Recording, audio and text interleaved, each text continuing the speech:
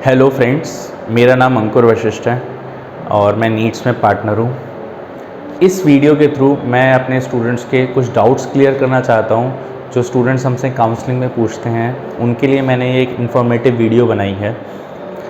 इस वीडियो से इंडस्ट्री के लोग एंड जो कॉलेज के अंदर स्टूडेंट्स में स्टडी कर रहे हैं, भले ही वो डिप्लोमा के स्टूडेंट्स हों, ITI के हों, बीटेक के हों, दोनों के लिए ये वीडियो है, इंडस्ट्री के लिए भी और एक कॉलेज स्टूडेंट के लिए भी।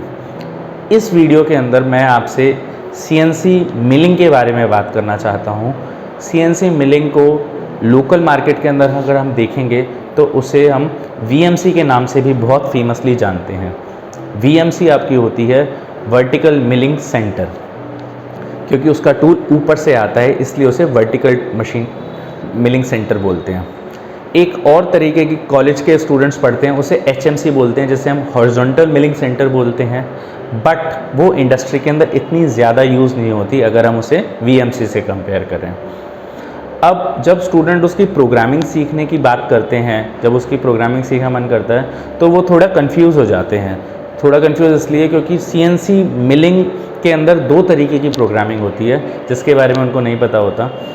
पहली होती है आपकी 2D प्रोग्रामिंग, जिसे हम 2 डायमेंशनल प्रोग्रामिंग कहते हैं, एंड सेकंड होती है आपकी 3D प्रोग्रामिंग, जिसे हम लोकल मार्केट एंड कन्वेंशनल तरीके के अंदर CAM प्रोग्रामिंग भी बोलते हैं।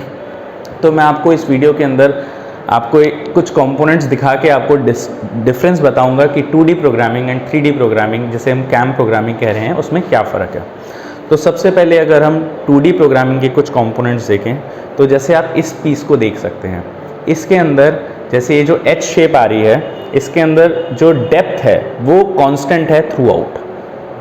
तो इसके अंदर इसको हम 2D प्रोग्रामिंग कहेंगे और इसे हम मैनुअल प्रोग्रामिंग के through G codes M codes के यूज़ करके हम अपनी VMC को, हम अपनी वर्टिकल मिलिंग सेंटर को या फिर अपनी CNC मिलिंग को ऑपरेट कर सकते हैं।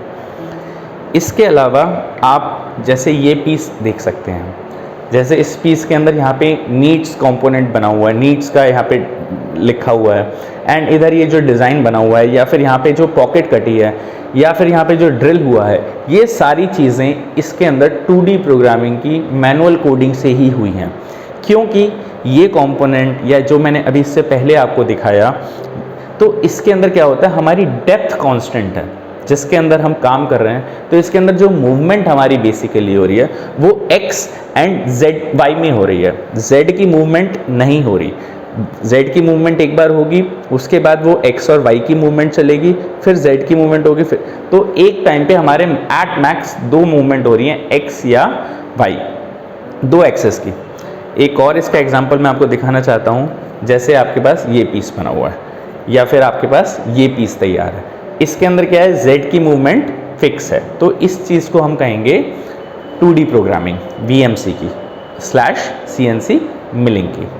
अगर अब 2D प्रोग्रामिंग के तो थे ये एग्जांपल्स, अब अगर मान लीजिए हम बात करते हैं 3D प्रोग्रामिंग की, तो उसका एग्जांपल अगर मेरे को दिखाना हो तो आप इस कंपोनेंट को देख सकते हैं। ये एक तरह से इस कंपोनेंट की, जो हमारे पास ये कैमरा का डिज़ाइन है, इसकी एक तरह से कैविटी की इसके अंदर बनाई हुई है।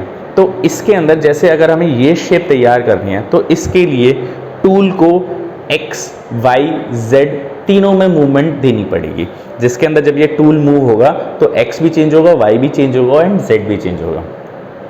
इस तरह की प्रोग्रामिंग आप, मैं या कोई भी बंदा जो इंडस्ट्री में काम करता है या कोई भी बहुत ही इंटेलिजेंट बंदा भी इसकी प्रोग्रामिंग नहीं कर सकता। इसका जो प्रोग्राम होता है आपका बहुत ही लंबा प्रोग्राम बनता है, 5000 लाइंस, 10,000 लाइंस, इस तरह से। तो इसके लिए हमें कंप्यूटर का या कह सकते हैं CAM सॉफ्टवेयर्स का यूज़ करना पड़ता है, तब जाके हमारे पास इसका प्रोग्राम तैयार होता है। तो अगर हम उसके अंदर CAM सॉफ्टवेयर यूज़ करते हैं /कंप्यूटर यूज़ करते हैं, तभी उसे हम मार्केट के अंदर कंप्यूटर एडेड मैन्युफैक्चरिंग के नाम से जानते हैं। समराइज करने के लिए बोलूँगा, 2D प्रोग्रामिंग तो आपकी हो गई मैनुअल प्रोग्रामिंग, 3D प्रोग्रामिंग को हम लोकल मार्केट में और कॉलेजेस में CAM प्रोग्रामिंग के नाम से जानते हैं, जिसके लिए हमारे पास डिफरेंट सॉफ्टवेयर्स हैं जिनको यूज़ करके हम ये 3D प्रोग्राम जनरेट कर सकते हैं। एक और एग्जांपल मैं आपको देना चाहूँगा। देखिए जैसे ये पीस आपके सामने है, इसके अंदर भी इसको भी 3D प्रोग्रामिंग के यूज़ से ही बनाया गया है। देखिए जैसे जो ये शेप आ रही है, ये शेप जो है ये मैनुअली आप कोडिंग से नहीं कर सकते, आपको पहले इसका डिज़ाइन तैयार करना पड़ेगा, उसके बाद ही आप इसका प्रोग्राम निकाल सकते हैं यूजिंग कैम सॉफ्टवेयर एंड फिर इसको CNC के अंदर चला सकते हैं। Thank you so much.